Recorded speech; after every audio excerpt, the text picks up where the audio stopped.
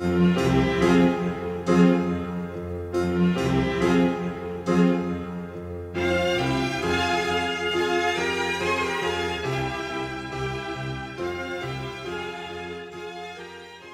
Dawkins, probably the most famous atheist in the world right now, said this in his book, River Out of Eden.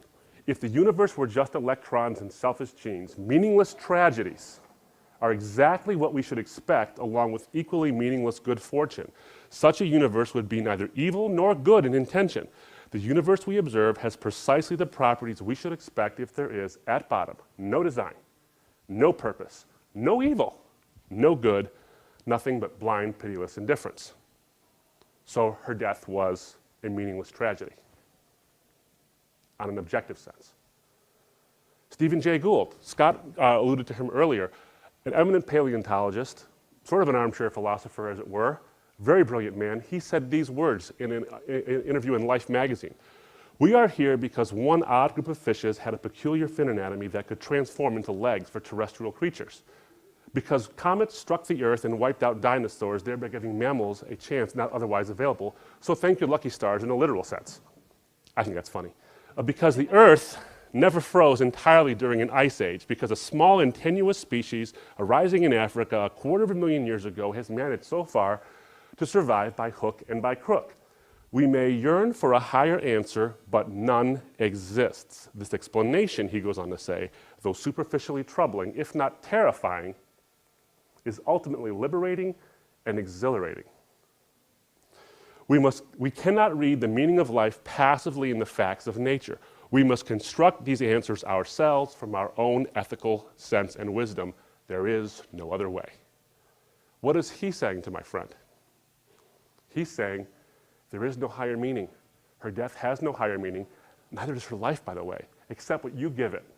In other words, meaning and intrinsic value is utterly subjective. He's not totally comfortable, it seems to me, if I read between the lines here, with what Dawkins says, that look, on the face of it, there's no meaning. It's not what he's comfortable with, but he has to get there because he does believe that's true. But you can somehow inject, you can punctuate the dreariness with your own subjective meaning. But make no mistake, it's subjective. Lawrence Krauss says that on a cosmic scale, we're just a bit of pollution. That's exactly a quote from him.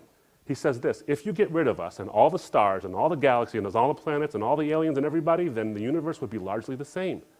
We're completely irrelevant. Lawrence Krauss, an eminent physicist out of Arizona State University. And back to Dawkins. What does Dawkins say? He says this, human beings are simply machines for propagating DNA. And the propagation of DNA is a self-sustaining process. It is every living object's sole reason for being. It doesn't sound like objective meaning to me, or purpose. When you think of your life as having a purpose, do you think of it in terms of simply injecting DNA into the next generation? That doesn't sound like purpose. But that's an honest statement. That's an honest statement about his belief system. I believe he's being forthright in that. Michael Ruse, another atheist philosopher, said in The Guardian in March 2010 about morality and meaning. Morality then is not something handed down to Moses on Mount Sinai. It is something forged in the struggle for existence and reproduction, something fashioned by natural selection. Morality is just a matter of emotions, like liking ice cream and sex and hating toothaches and marking student papers. I think he speaks out of his own pain on that one. Now that you know morality is an illusion put in place by your genes to make you a social cooperator, what's to stop you, he asks, from behaving like an ancient Roman?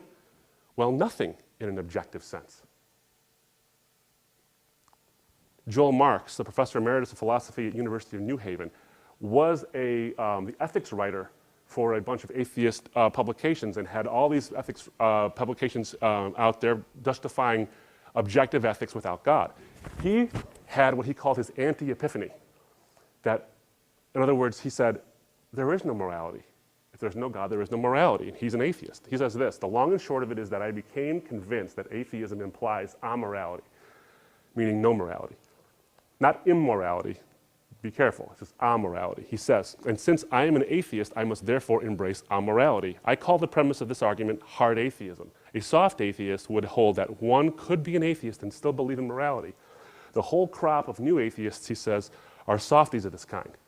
So was I, until I experienced my shocking anti-epiphany that the religious fundamentalists are correct.